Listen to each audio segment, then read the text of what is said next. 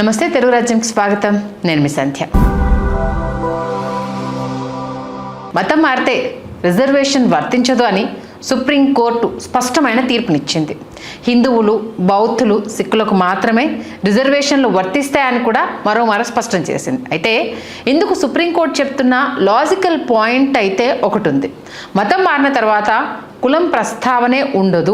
ఈ నేపథ్యంలో అటు క్రైస్తవులు కానీ, ఇటు ముస్లిం మతంలోకి మారిన షెడ్యూల్ కులాలకు చెందిన వారు కానీ మతం మారిన రోజే వారు వాళ్ళ రిజర్వేషన్ హక్కును పొందే అవకాశాన్ని కోల్పోతారని సుప్రీంకోర్టు చాలా స్పష్టంగా చెప్పింది. ఇక్కడ సుప్రీంకోర్టును అనేది ఒకసారి పక్కన పెడతా. ఇప్పటికే షెడ్యూల్ కులాలకు చెందిన అనేక కుటుంబాలు క్రైస్తవంలోకి మారిన విషయం మనందరికీ తెలిసిందే. అటు ముఖ్యంగా ఏపీలో గత 50 సంవత్సరాలుగా షెడ్యూల్ కులాలకు చెందిన వారు క్రైస్తవాన్ని పాటిస్తున్నారు. ప్రతి గ్రామంలో అనేక చర్చిలు కూడా ఉన్నాయి. ఎప్పుడైతే ఎస్సీ కులాలు నివసిస్తాయో, అంటే ఎక్కడైతే ఎస్సీ కులాలు ఉంటాయో అక్కడైతే ముఖ్యంగా చర్చిలు ఎక్కువ ఉంటాయి. వారందరూ క్రైస్తవంలోకి మారడం వల్ల గ్రామాల్లో ఉన్న సామాజిక పరిస్థితులు మారి వారు వివక్షకు గురవడం ఆగిపోయిందా అన్నది ప్రధానంగా క్రైస్తవుల నుండి వస్తున్న ఒక ప్రశ్న. ఒక 50 ఏళ్లుగా గ్రామీణ ప్రాంతాల్లో క్రైస్తవ మతం విస్తరించడానికి ప్రధాన కారణం మనందరికీ తెలిసిందే వివక్ష.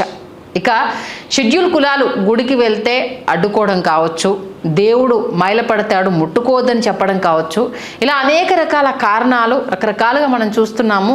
ఆ వివక్షకు వాళ్ళ గురవుతూనే ఉన్నారు. ఇక ఈ పరిస్థితుల్లోనే కుల వివక్ష నుండి విముక్తి లభిస్తుంది. మాకు ఈ గోలంతా వద్దు, మీ దేవుని మేము కొలవవద్దు, మమ్మల్ని దూరం పెట్టవద్దు అనేసని మతం మారితే అట్లీస్ట్ మాకు సామాజిక గౌరవం పెరుగుతుందని అనేక కుటుంబాలు ఆశించాయి. ఆ నేపథ్యంలోనే ఈ మత మార్పిళ్ళు కూడా జరిగాయి. మతం మారిన తర్వాత కూడా గ్రామాల్లో ఇంకా కూడా ఆ వ్యక్తుల క్యాస్ట్ ఐడెంటిటీ అలాగే ఉండిపోయింది. ఇక చర్చి లోపల అందరూ సమానమే అని ప్రబోధించిన చర్చి బయట సమాజంలో మాత్రం వారు ఇప్పటికీ పాత కుల ముద్రతోనే చూడబడ్డం అనేది ఇక్కడ ఒక విషయంగా మనం చెప్పుకోవాలి. అంటే వాళ్ళు ఎంత మారినా పుట్టుక అనేది ఎక్కడుంది అనేది అది ఎప్పటికీ తెర మీద వస్తూనే ఉంటుంది కదా. అటు దురదృష్టవశాత్తు క్రైస్తవ మతంలోకి మారిన తర్వాత కూడా కొన్ని చోట్ల అప్పర్ కాస్ట్ క్రిస్టియన్స్ మరియు దళిత క్రిస్టియన్స్ అనే విభజన ఇక్కడ కూడా వాళ్ళు ఎదుర్కొంటున్నారు. ఎందుకంటే అక్కడ ఎలాగో ఇబ్బంది పడుతున్నామని ఇటు వస్తే దీంట్లో కూడా క్రిస్టియన్స్లో కూడా లో లెవెల్ హై లెవెల్ అన్న తేడా అనేది స్పష్టంగా కనిపిస్తుంది. కొన్ని గ్రామాల్లో అయితే చర్చిల నిర్వహణ కావచ్చు లేదా శ్మశాన వాటికల విషయంలో కావచ్చు ఈ తేడాలు అయితే చాలా చాలా స్పష్టంగా కనిపిస్తూ ఉంటాయి. సో వివక్షకు కేవలం మతం మాత్రమే ప్రాతిపదిక కాదు అనేది, ఆర్థిక సామాజిక పరిస్థితులు కూడా ఈ వివక్షకు కారణం, అంటే ఒక మూలం అనేది మనం ఖచ్చితంగా ఇక్కడ గుర్తెరగాలి. హిందూ ధర్మంలో ఉన్న కుల వివక్ష కారణంగానే తాము మతం మారామని, కానీ మతం మారినంత మాత్రాన సమాజంలో తమ ఆర్థిక సామాజిక స్థితిగతులు రాత్రికి రాత్రే మారిపోలేదని క్రైస్తవ సంఘాలు అయితే వాదిస్తున్నాయి. అందుకే తమను కూడా ఎస్సీలుగా గుర్తించాలని దళిత క్రైస్తవ సంఘాలు దశాబ్దాలుగా పోరాడుతున్న విషయం తెలిసిందే. అటు గ్రామీణ సామాజిక పరిస్థితులు, గ్రామాల్లో చర్చిల నిర్మాణం కేవలం ప్రార్థనా స్థలాలుగానే కాకుండా ఆయా వర్గాల సామాజిక ఐక్యతకు కేంద్రాలుగా కూడా మారిపోతున్నాయి. మిషనరీల ప్రభావంతో దళిత కుటుంబాల్లో చదువు పట్ల అయితే ఒక అవగాహన పెరిగింది. ఇది వారి స్థితిగతులను మెరుగుపరచడానికి కొంతవరకు అయితే హెల్ప్ అయింది వాళ్లకు.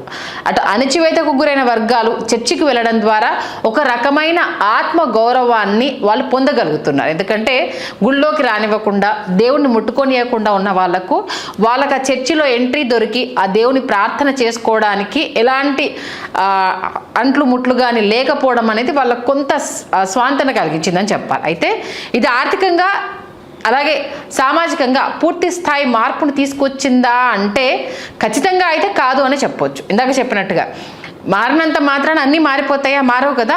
మన ఆర్థిక పరిస్థితి మారినప్పుడు కదా ఆ మార్పుకు ఒక ప్రాతిపదిక అన్నది చేకూర్చేది. ఇక భారత రాజ్యాంగం ప్రకారం అయితే ప్రతి పౌరుడికి తనకిష్టమైన మతాన్ని ఎంచుకొని ఆచరించి మరియు ప్రచారం చేసుకునే స్వేచ్ఛ ఒక ప్రాథమిక హక్కుగా అందరికీ లభించింది. అది అయితే ఒక వ్యక్తి తన అంతరాత్మ ప్రబోధం మేరకు లేదా సామాజిక గౌరవం కోసం మతం మారినప్పుడు అటు దశాబ్దాలుగా అనుభవిస్తున్న రిజర్వేషన్ ఫలాలను అయితే కోల్పోవాల్సి రావడం ఒక విచిత్రమైన వైరుధ్యం.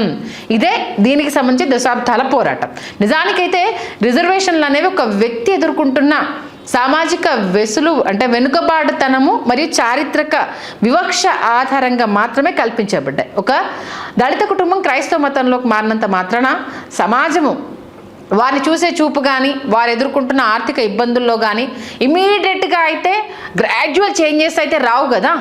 మతం మారినా కులముద్ర అయితే ఖచ్చితంగా నువ్వు పలానా సామాజిక వర్గము అనేది అయితే ఎప్పుడు ఉంటుంది కదా. కేవలం ప్రార్థనా పద్ధతి మారినంత మాత్రాన ఆ సాకుతో రాజ్యాంగబద్ధమైన రక్షణ తొలగించడం, ఆ వ్యక్తికి ఉన్న మత స్వేచ్ఛను పరోక్షంగా శిక్షించడమే అవుతుంది.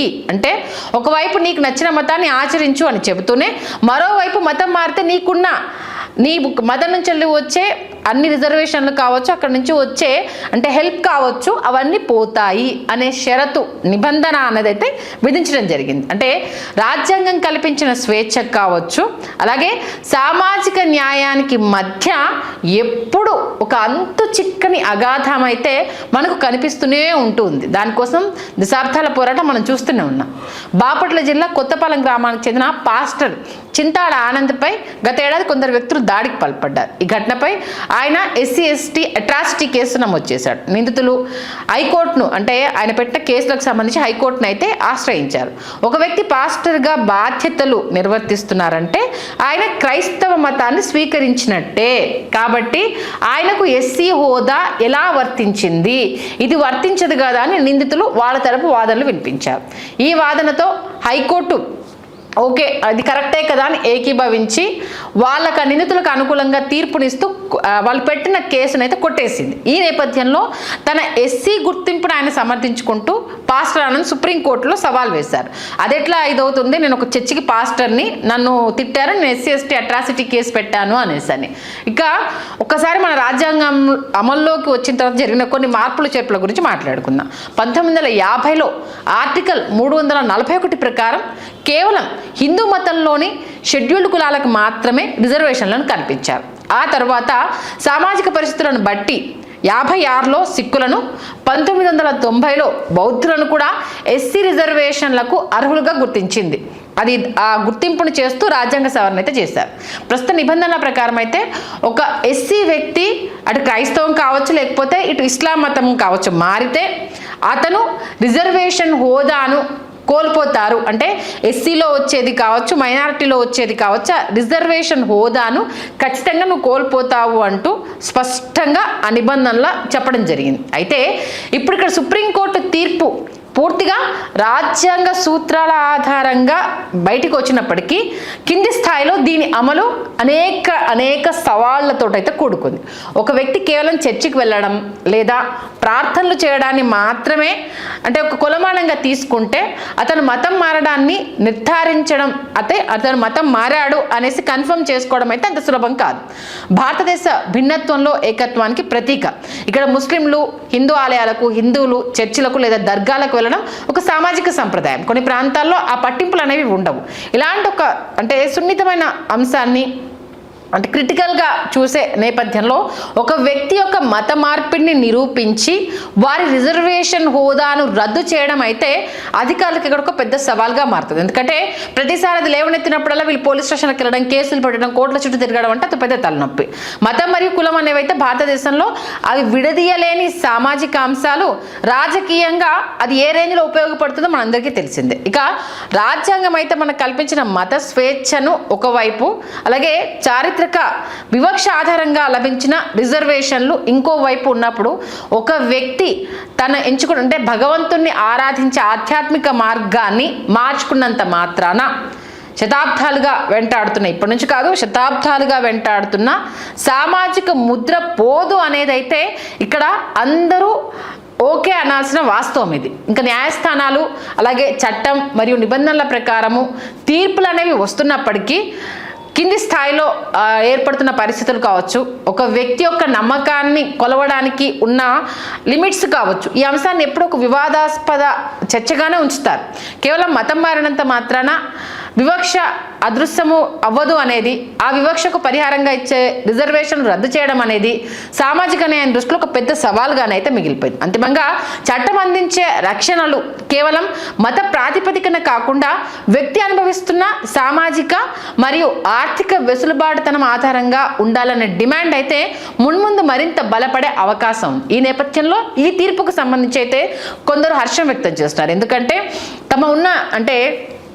వాళ్ళు ఉన్న స్థితిని మర్చిపోయి దేనికోసమో ఆశపడి మీరు వెళ్తే ఆ ముద్ర అనేది చెరిగిపోదు. ఇన్ కేస్ అటు వెళ్ళిన తర్వాత మళ్ళీ ఈ సామాజిక వర్గానికి సంబంధించిన రిజర్వేషన్లు కావాలని కోరుకోవడం ఎంతవరకు కరెక్టు? అంటే అవ్వ కావాలి బువ్వ కావాలంటే ఎలా?